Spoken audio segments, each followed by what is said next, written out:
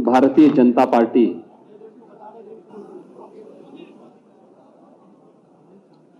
और सहयोगी दल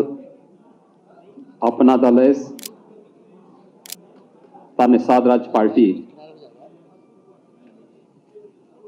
के इस विधायक दल की आज की इस बैठक में केंद्रीय पर्यवेक्षक के रूप में यहां पर उपस्थित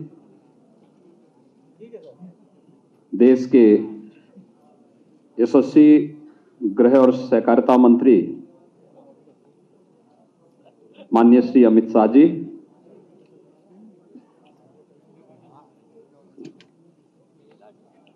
सह पर्यवेक्षक के रूप में यहां पर उपस्थित भारतीय जनता पार्टी के राष्ट्रीय उपाध्यक्ष सम्मान्य श्री रघुवर दास जी, उत्तर प्रदेश के चुनाव के प्रभारी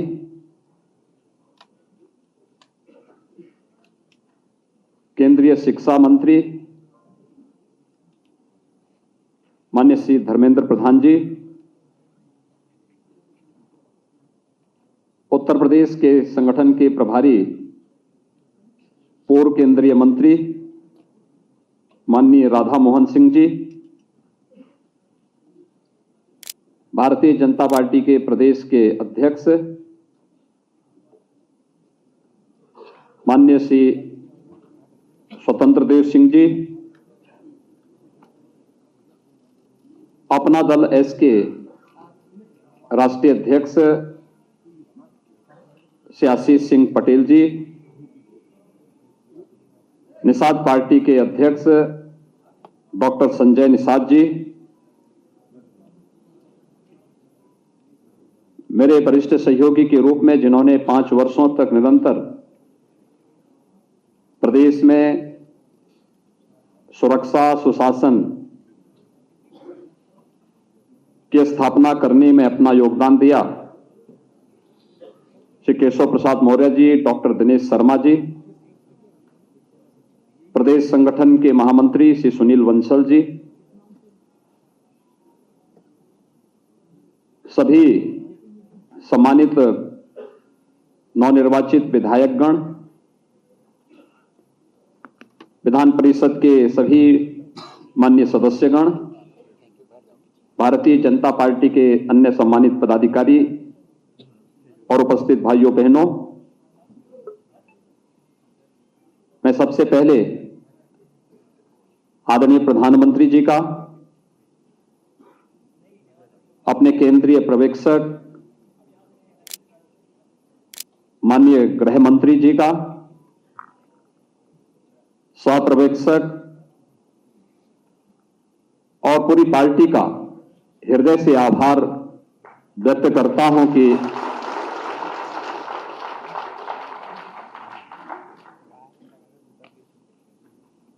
पांच वर्षों तक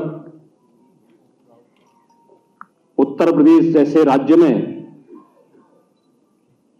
हम सबको सेवा का अवसर देने के बाद आदरणीय प्रधानमंत्री जी के नेतृत्व में प्रचंड बहुमत की इस सरकार की नई सरकार गठन के लिए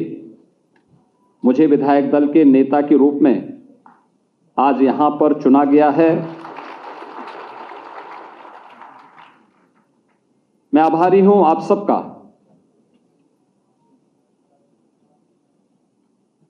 इस प्रस्ताव का यहां पर जो प्रस्ताव प्रस्तुत किया माननीय श्री सुरेश खन्ना जी, हमारे वरिष्ठ सदस्य हैं और विधायक दल के वरिष्ठतम सदस्य हैं, लगातार 8वीं बार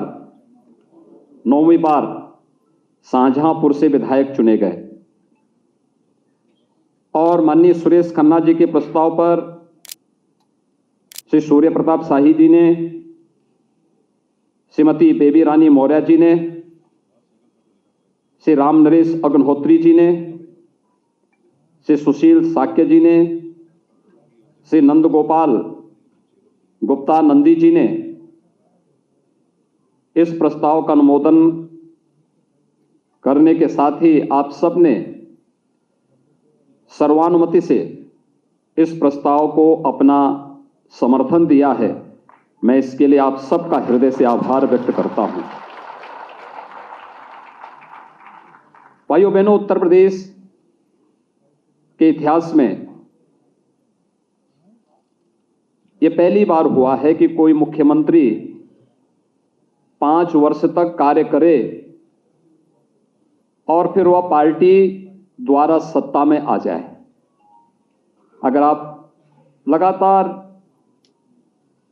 पहले आम चुनाव से लेकर के अब तक देखेंगे तो पहली बार हुआ है और यह संभव हुआ है कि आदरणीय प्रधानमंत्री जी का मार्गदर्शन और उनका यशस्वी नेतृत्व, माननीय गृह मंत्री जी जब उत्तर प्रदेश के प्रभारी थे, उन्होंने उस समय संगठन की जो एक मजबूत नींव प्रदेश में रखी, राष्ट्रीय अध्यक्ष के रूप में उनके व्यापक दौरे और 2014 में केंद्र में आदरणीय प्रधानमंत्री जी के नेतृत्व में केंद्र सरकार के द्वारा सुशासन के लिए, गरीब कल्याण के लिए जो भी कार्यक्रम प्रारंभ हुए, 2017 में विधानसभा चुनाव के पहले लोक कल्याण संकल्प पत्र के माध्यम से एक एक योजना को उत्तर प्रदेश की जनता जनार्दन की सेवा के लिए समर्पित करने के जिस भाव के साथ यह अभियान प्रारंभ हुआ, सरकार और संगठन का बेहतर समन्वय, एक एक अभियान के साथ मिलकर के उत्तर प्रदेश की 25 करोड़ जनता जनार्दन की सेवा के लिए जो सुरक्षा का बेहतर माहौल, प्रदेश में गरीब कल्याणकारी योजनाओं को बिना भेदभाव के प्रत्येक तबके तक पहुंचाने का कार्य जिस प्रतिबद्धता के साथ हुआ है, जनता जनार्दन ने उसका सुपरिणाम 2022 के इस विधानसभा चुनाव में भी तमाम दुष्प्रचार के बावजूद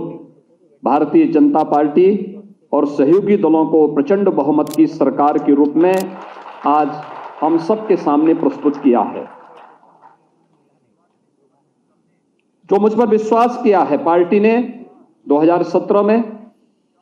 तब तो मैं विधायक भी नहीं था, एक सामान्य सांसद था, मेरे पास कोई प्रशासनिक अनुभव नहीं था, मैं शासन के किसी भी दायित्व का तब तक निर्वहन नहीं किया था, लेकिन एक अभिभावक के रूप में आदरणीय प्रधानमंत्री जी ने,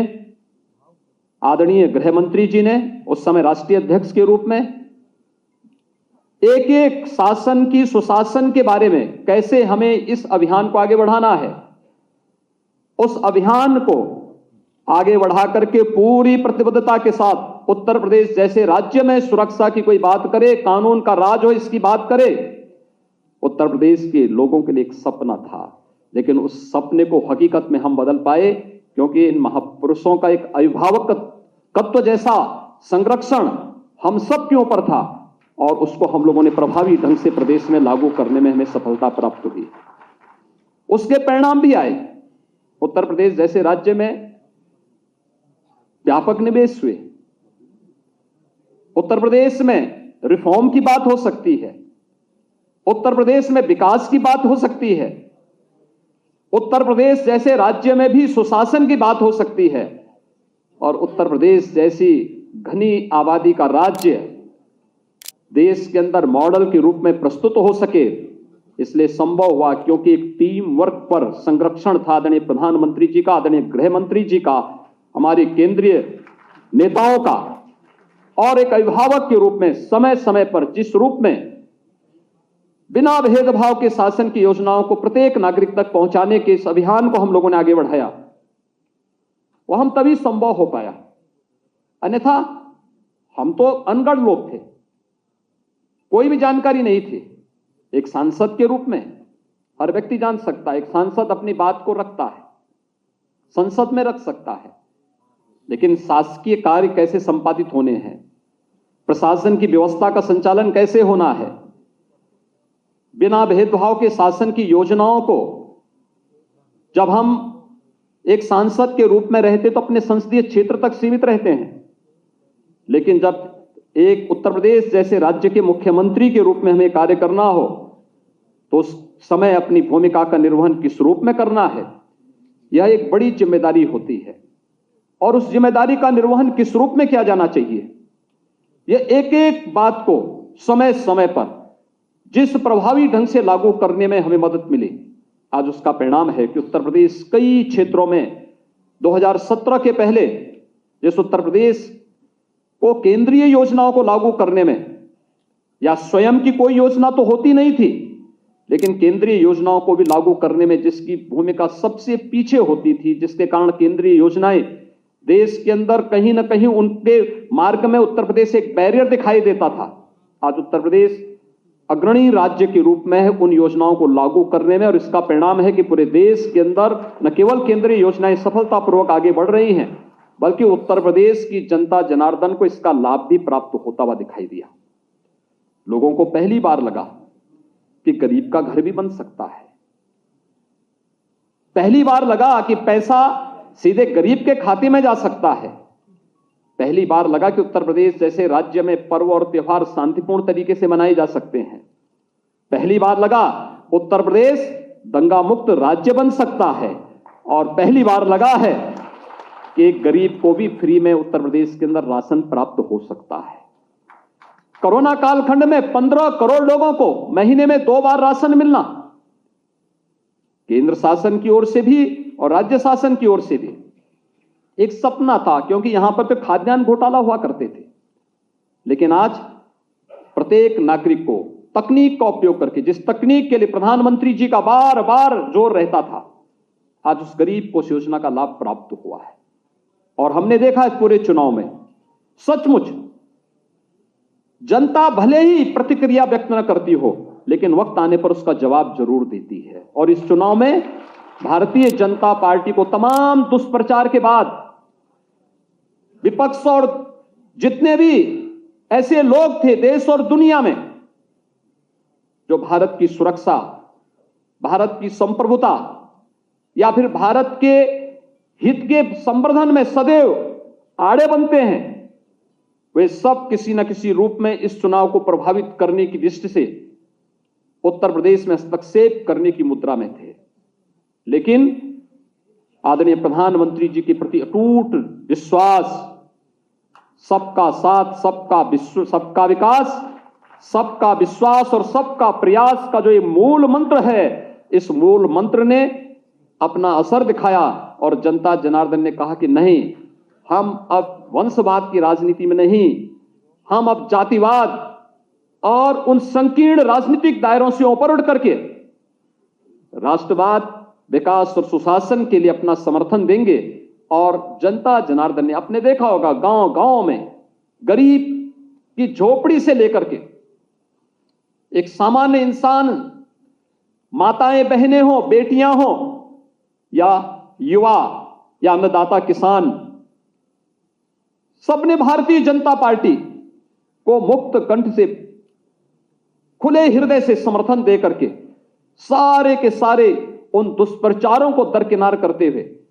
केवल और केवल एक विश्वास के साथ कि मोदी है तो मुमकिन है, और इस भाव के साथ जनता जनार्दन ने अपना समर्थन भारतीय जनता पार्टी और सहयोगी दल को दिया। और जिसका परिणाम है कि 2/3 से अधिक समर्थन लेकर के भारतीय जनता पार्टी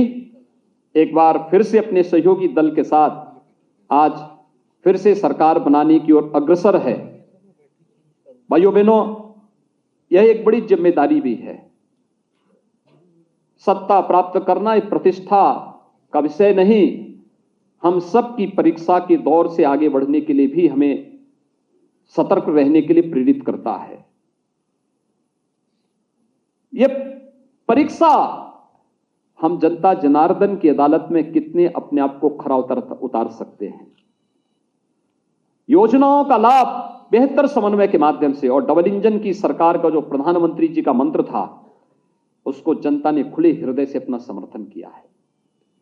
खुले हृदय से उसको अंगीकार किया है। हर व्यक्ति इस बात को जानता है कि उत्तर प्रदेश जैसे राज्य में उन योजनाओं को हर एक तक पहुंचाना, तकनीक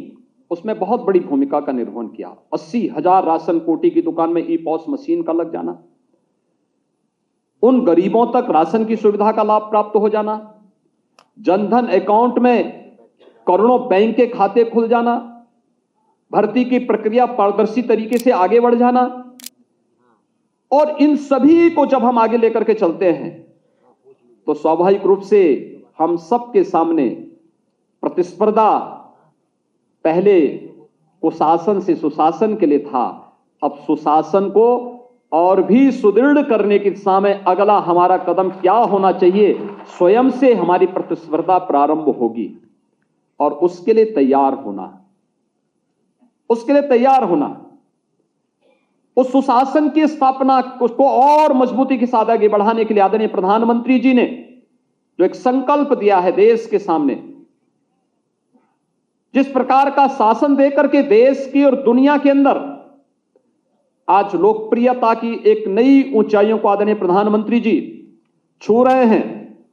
अपनी कार्यों के माध्यम से,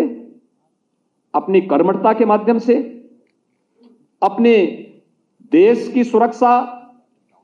गरीब कल्याणकारी योजनाओं के माध्यम से भारत को दुनिया के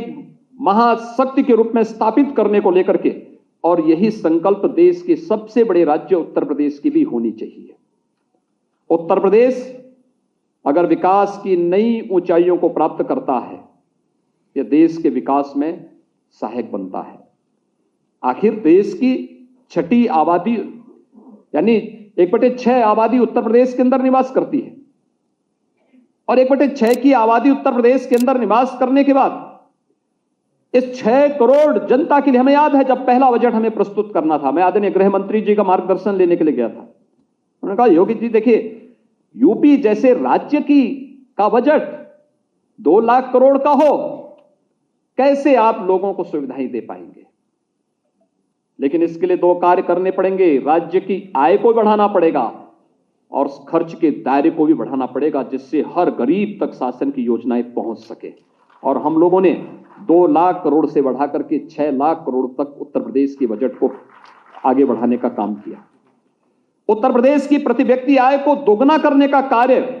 पहले 5 वर्ष के इस कालखंड में, जबकि कोरोना जैसी वैश्विक महामारी हमारे सामने चुनौती के रूप में थी, उस पर भी हम लोगों ने करने का प्रयास किया। उत्तर प्रदेश की जीडीपी को बढ़ाया है, ये दुगने से ज्यादा हुई है, लेकिन साथ साथ बहुत सारी चीजें हैं जिसको आगे बढ़ाने की आवश्यकता है। उत्तर प्रदेश के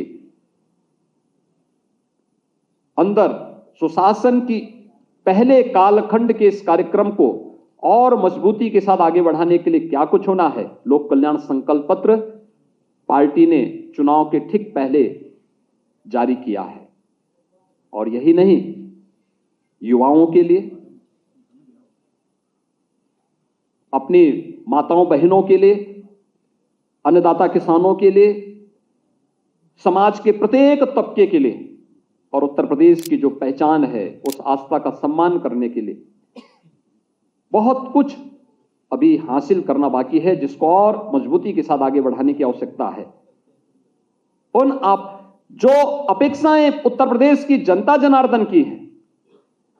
उन अपेक्षाओं पर, उन आकांक्षाओं की पूर्ति करने के लिए हम सबको प्राणपण से जुट करके काम करना होगा, मिलकर के कार्य करना होगा, एक टीम वर्क के रूप में काम करना होगा,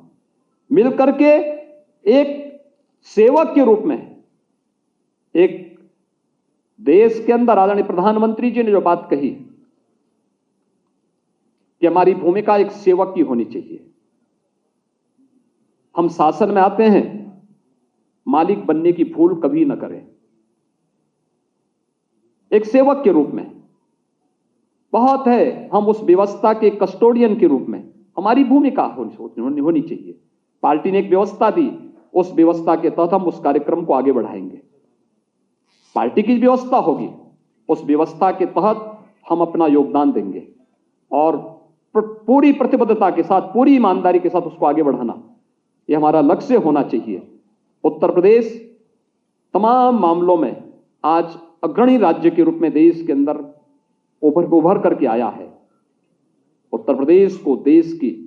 नंबर 1 अर्थव्यवस्था के रूप में स्थापित करने के आदरणीय प्रधानमंत्री जी के उस संकल्प के साथ जुड़ने का समय हमारे सामने है, क्योंकि यह उत्तर प्रदेश के प्रत्येक नागरिक के जीवन में व्यापक परिवर्तन का कारक बनेगा और यह संभव है। मैं बार बार कहता हूं, उत्तर प्रदेश तो प्रकृति और परमात्मा का प्रदेश है, सब कुछ यहां पर है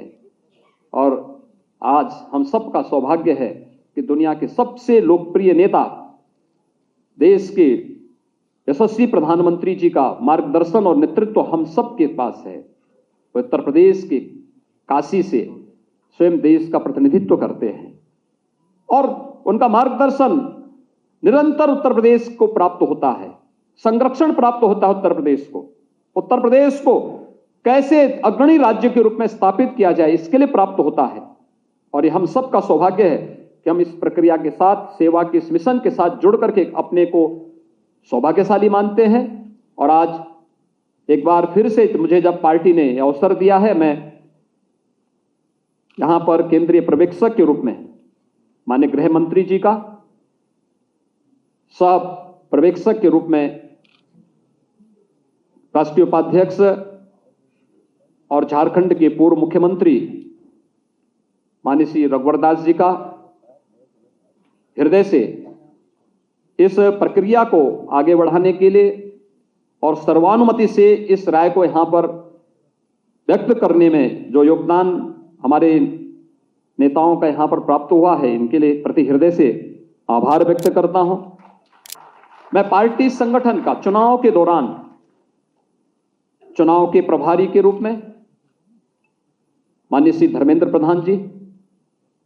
संगठन के प्रभारी के रूप में माननीय श्री राधा मोहन सिंह जी,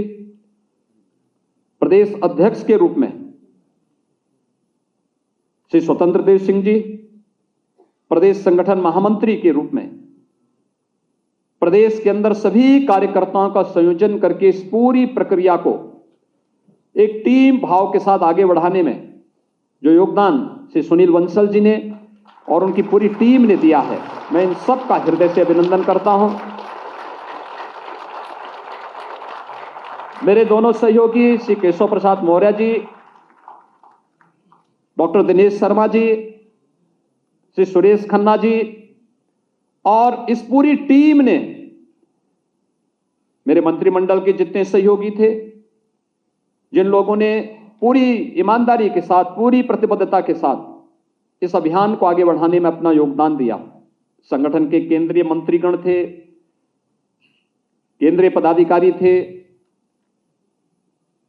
देश के अंदर प्रवासी कार्यकर्ता थे, विस्तारक थे,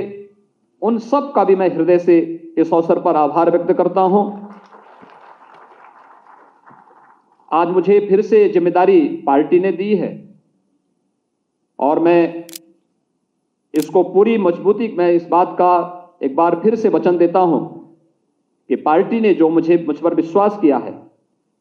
हम लोग कभी भी बिना डिगे, बिना झुके, बिना थके और बिना डिगे आदरणीय प्रधानमंत्री जी के विजन के अनुरूप उत्तर प्रदेश की 25 करोड़ जनता को जनार्दन मान करके उनकी सेवा के लिए पूरी ईमानदारी के साथ, पूरी तत्परता के साथ, पूरी प्रतिबद्धता के साथ हम जनता जनार्दन की सेवा के लिए अपने आप को समर्पित भाव के साथ कार्य करेंगे और पूरा विधायक दल, भारतीय जनता पार्टी और सहयोगी दल, हमारा पूरा विधायक दल इस पूरे अभियान का साक्षी बने और इस अभियान के साथ एक टीम के रूप में काम करता हुआ दिखाई दे, उसके बेहतर परिणाम और भी अच्छे ढंग से आ सकते हैं। कोरोना कालखंड में चुनाव संपन्न हुआ है, एक बड़ी चुनौती थी और फ्री में वैक्सीनेशन के कार्यक्रम को जिस रूप में उत्तर प्रदेश ने प्राप्त किया है, हम इसके लिए आदरणीय प्रधानमंत्री जी के आभारी हैं। देश के अंदर 175 करोड़ वैक्सीन की डोजेस लगी हैं और उत्तर प्रदेश में अब तक लगभग 29 करोड़ 70 लाख वैक्सीन की डोजेज अब तक उत्तर प्रदेश के अंदर प्राप्त हुई हैं। थर्ड वेव पूरी तरह समाप्त हो चुका है, लेकिन हमें फिर भी सतर्क रहना होगा। कोरोना कालखंड में इस सदी की सबसे बड़ी महामारी के दौरान जो उत्साह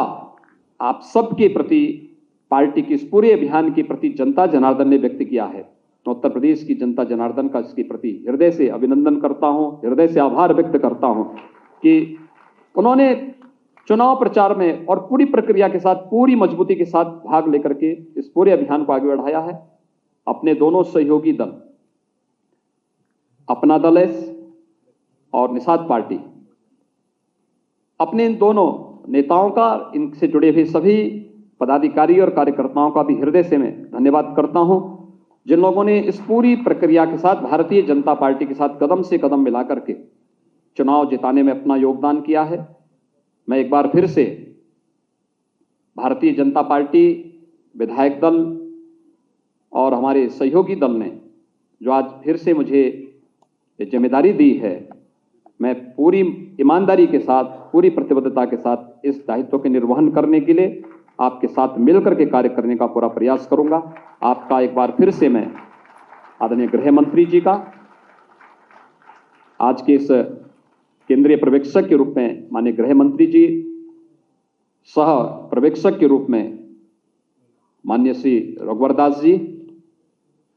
का मैं हृदय से आभार व्यक्त करते हुए अपनी वाणी को यहीं पे विराम देता हूं। धन्यवाद। जय हिंद।